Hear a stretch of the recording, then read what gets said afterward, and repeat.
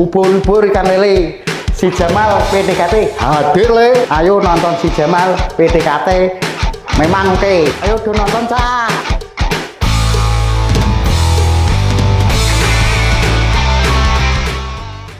Assalamualaikum warahmatullahi wabarakatuh. Salam Germas, sehat, bugar, produktif, bahagia. Halo Sobat Healthies, kembali lagi di acara Si Jamal PDKT, siaran Jumat malam podcast Dinas Kesehatan bersama kami dari Seksi Kesehatan Lingkungan, Kesehatan Kerja dan Olahraga Dinas Kesehatan Daerah Kabupaten Blora.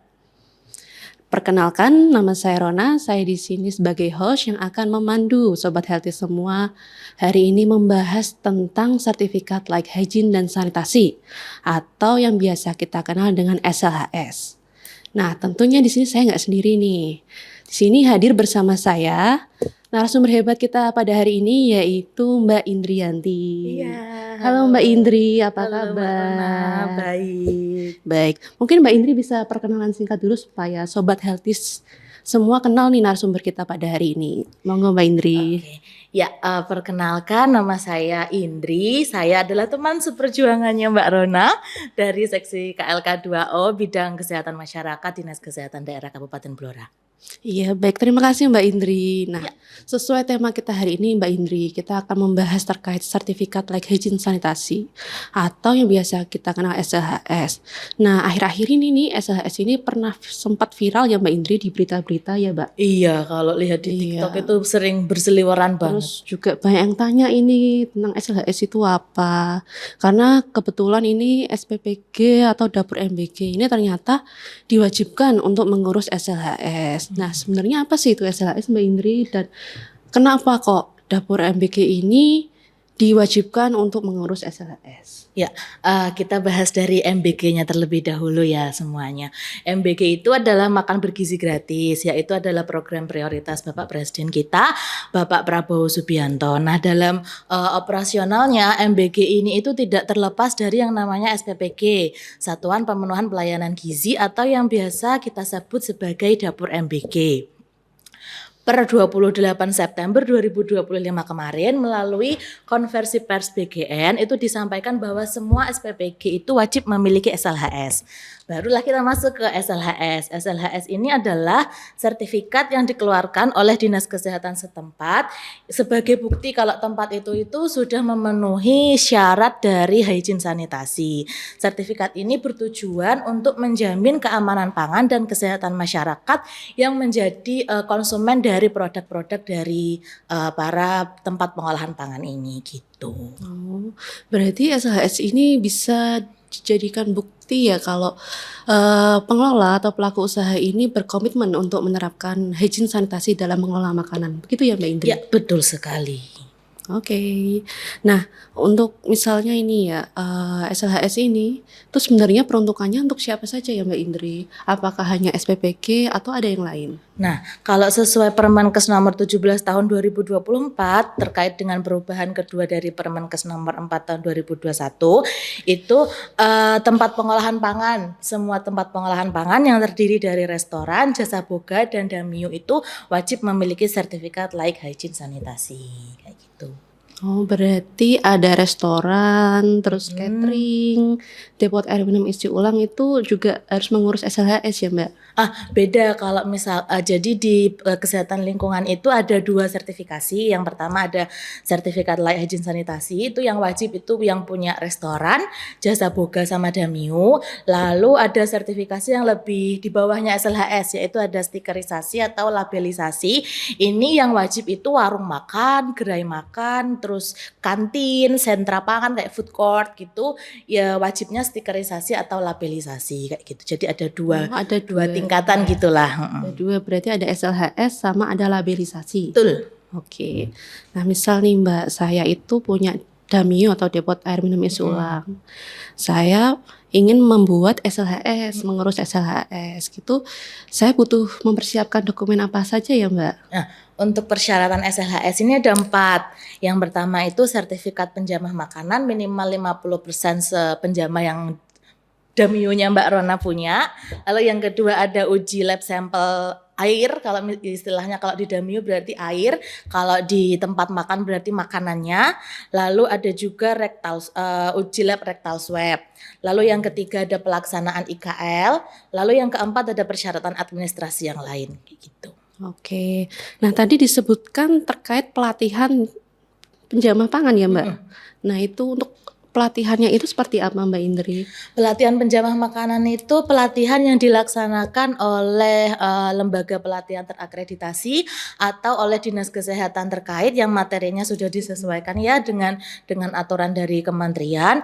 Itu dilakukan oleh para penjamah makanan. Penjamah makanan terlebih dahulu nih saya jelaskan ya. Jadi penjamah makanan ini adalah seluruh orang yang terlibat dalam pengelolaan makanan, mulai dari pembelian bahan baku, terus penyimpanan sampai ke mengantar makanan tersebut kepada konsumen. Jadi kayak waiters, driver itu termasuk ke penjamah makanan. Penjamah makanan ini wajib mengikuti pelatihan penjamah makanan untuk mendapatkan sertifikat penjamah makanan. Untuk mengurus SLHS ini minimal 50% dari seluruh penjamah makanan yang ada di tempat pengolahan pangan harus memiliki sertifikat kayak gitu. Untuk sertifikat ini berlaku seumur hidup kayak gitu, Mbak Rona. Oke. Nah, untuk dinas sendiri apa menyelenggarakan pelatihan, Mbak? Ya, dari Dinas Kesehatan Daerah Kabupaten Blora sendiri biasanya setiap tahun kita menyelenggarakan 1 atau 2 kali begitu, namun dengan kuota yang terbatas. Misalkan Mbak Rona ini mau untuk jumlah yang kecil, misalkan 2 orang Damiu gitu mau ikut pelatihan bisa mendaftar di kami, nanti waktunya menyesuaikan dengan kami. Tapi apabila misalkan Mbak Rona punya hotel, penjamah makanannya kan banyak, itu bisa mengajukan nanti misalkan mau pelatihan, monggo nanti dinas kesehatan sifatnya sebagai narasumber aja. Oh, berarti kalau misalkan saya mau ikut pelatihan nih di dinas kesehatan, saya harus lapor dulu ya atau bagaimana? Iya, istilahnya booking lah, kayak daftar gitu di seksi kami KLK2O. Nanti kita list ketika waktunya pelatihan, nanti bisa kita hubungi kayak gitu. Oke, baik. Nah, ini teman-teman nih yang mau pelatihan ini Damiu, monggo bisa ke DKK dulu, bisa booking tempat ya istilahnya gitu ya, Mbak. Booking dulu soalnya sedikit Mbak Rona, paling 1 tahun itu kita kadang 1-2 kali, dengan 1 kali pelatihan itu paling cuma 40-75 kayak gitu. Baik. Nah, untuk persyaratan berikutnya ini Mbak terkait uji lab. Nah, untuk uji lab ini prosedurnya seperti apa ya, Mbak? Kalau uji lab sendiri itu yang melakukan bukan di kami ya, bukan di seksi KLK2O, tapi di UPTD Lab Kesmas. UPTD Lab Kesmas di Blora ini sudah terakreditasi untuk melakukan yang namanya uji laboratorium. Kalau jenengan Damiu berarti yang diuji adalah airnya, lalu juga rectal swab penjamah makan operatornya. Kalau Damiu operator nggih. Tapi kalau untuk restoran atau jasa boga itu yang diuji adalah sampel makanannya, terus peralatan makannya dan juga rectal swab juga kayak gitu. Tapi untuk kemarin terkait dengan MBG itu ada percepatan ya, ada SE percepatan. Jadi untuk rectal swab itu ditiadakan terlebih dahulu. Tapi kalau untuk reguler lah istilahnya itu rectal swab tetap ada. Oh, berarti misalkan saya mau uji lab, berarti ini langsung datang saja ke lab Kesda ya, Mbak? Iya, nanti dikoordinasikan terlebih dahulu, soalnya kadang-kadang itu sistemnya ada yang lab Kesda datang ke tempat jenengan, ada juga yang kita langsung di briefing gimana sih caranya untuk ngambil sampel yang benar, nanti sampelnya dibawa ke lab Kesda untuk diperiksa. Nanti di lab Kesda akan diadakan pemeriksaan parameter kimia sama parameter biologis. Nah, untuk uji lab ini hasilnya berlaku selama 1 bulan. Jadi sebelum masa berlakunya ini seharusnya jenengan sudah memasukkan permohonan SLHS agar ketika SLHS-nya jadi hasil labnya ini masih berlaku kayak gitu. Harus diaturlah sedemikian rupa. Oke, baik. Nah, ini teman-teman yang mau uji lab bisa mungkin koordinasi dulu dengan lab Kesda ya, Mbak. Betul berarti. ya. langsung ke Labkesda aja. Oke, untuk persyaratan berikutnya nih Mbak Indri, ada inspeksi kesehatan lingkungan. Nah itu apalagi ya Mbak Indri? Kegiatannya itu seperti apa ya? Mungkin Sobat Healthy sebagai yang belum tahu ini. Inspeksi kesehatan lingkungan ini sifatnya adalah pemeriksaan dan pengamatan langsung terhadap lokasi tempat pengolahan pangan tersebut.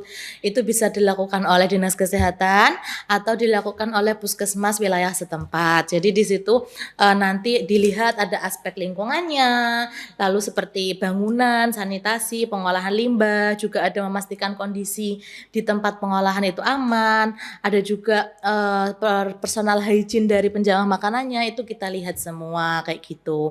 Nah ini tujuannya untuk mencegah penyakit menular dan penyakit akibat kerja, serta meningkatkan kualitas lingkungan di sekitar tempat pengolahan pangan itu. Jadi kadang-kadang Bapak Ibu ini terkait dengan IKL tuh agak gimana ya, agak takutnya kan karena katanya ada yang bilang inspeksi mendadak, padahal sebenarnya juga enggak. Kita juga informasikan terlebih dahulu. Terus di IKL ini juga sifatnya kita tidak menghakimi.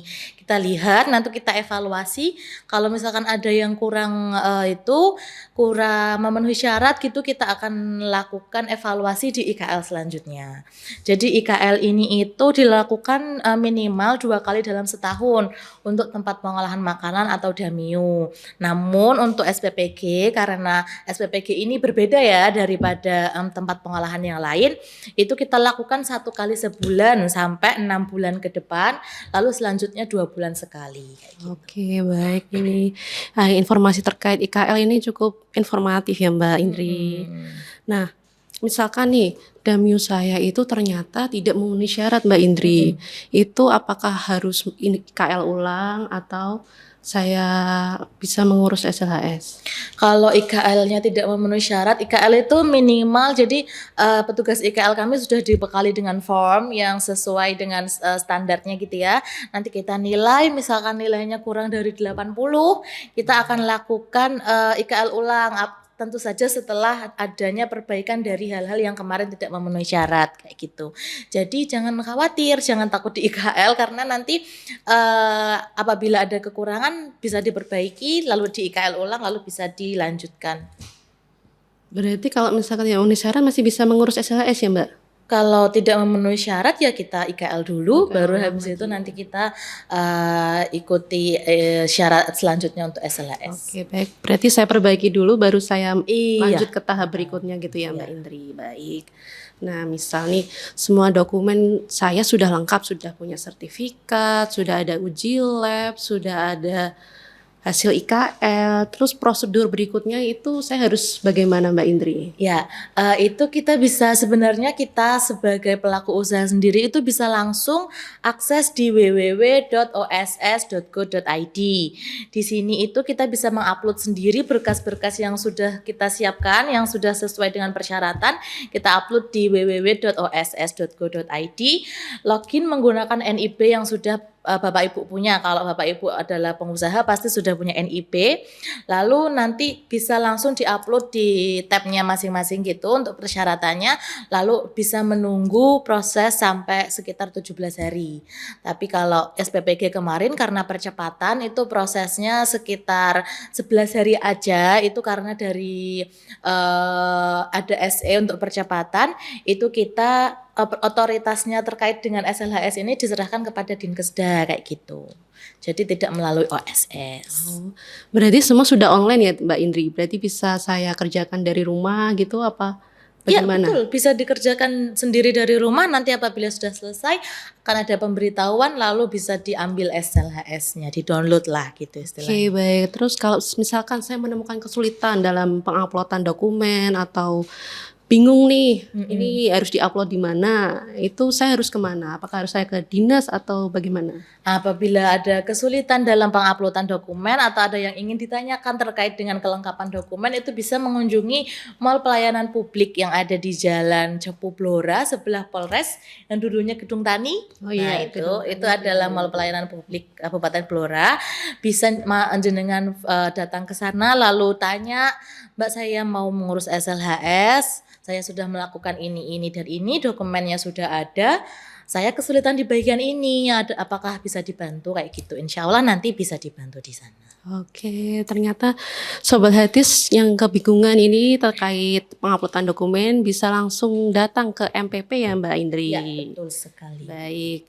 Nah ini untuk SLHS tadi proses penerbitannya 17 hari ya Mbak? Ya, kalau manual melalui OSS itu 17 hari, tapi kalau secara percepatan untuk SPPG itu 13 hari.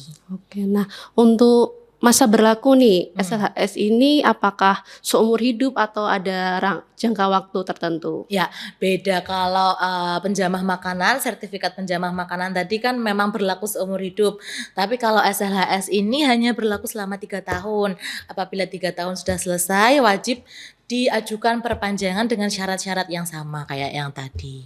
Oh gitu. Nah misal nih ya selama 3 tahun itu saya itu pindah lokasi nih Mbak Indri, apakah sertifikat saya masih berlaku Mbak? Nah ya, untuk syarat-syarat dari SLHS ini apabila tidak berlaku itu ada 2, yaitu perubahan kepemilikan atau perubahan penanggung jawab, lalu perubahan lokasi dan dia tidak memenuhi syarat dari hygiene sanitasi jasa boga. Itu bisa tidak diberlakukan lagi SLHS-nya kayak gitu Mbak Rona. Oh berarti saya harus mengurus lagi dari awal ya Mbak? Iya, apabila Damionya Mbak Rona pindah lokasi ini, itu harus mengurus lagi dari awal. Atau misalkan karyawannya sudah berubah lebih dari 50%, otomatis kan sudah tidak memenuhi persyaratan memiliki sertifikat penjamah makanan lebih dari 50% seluruh penjamah makanan. Itu harus urus lagi. Atau misalkan Mbak Rona pindah nih, yang ngurusi bukan Mbak Rona lagi, itu juga harus diurus lagi. Atau misalkan ada pelanggaran-pelanggaran terkait dengan syarat hygiene sanitasi, itu juga harus diurus lagi karena kan tidak berlaku lagi SLHS-nya kayak gitu. Oke baik, nah ini tidak terasa ya nih Mbak Indri, kita sudah sampai di penghujung acara. Kita sudah bahas banyak tentang SLHS atau Sertifikat Layak Hygiene Sanitasi. Nah sebelum saya tutup, mungkin Mbak Indri berkenan untuk menyampaikan closing statement atau pesan-pesan untuk Sobat Healthies semuanya. Ya, Silakan Mbak Indri. Yang pertama pesan untuk para pengusaha tempat pengolahan pangan itu sebaiknya segera mengurus SLHS ya, karena SLHS ini keuntungannya banyak gitu untuk para pengusaha, yaitu misalkan mau ikut tender. Sekarang kebanyakan tender itu sudah mensyaratkan sertifikat layak hygiene sanitasi. Lalu juga bisa menarik konsumen karena kalau sudah punya sertifikat layak hygiene sanitasi tentunya sertifikatnya bisa dipajang di restorannya, dipakai figura gitu.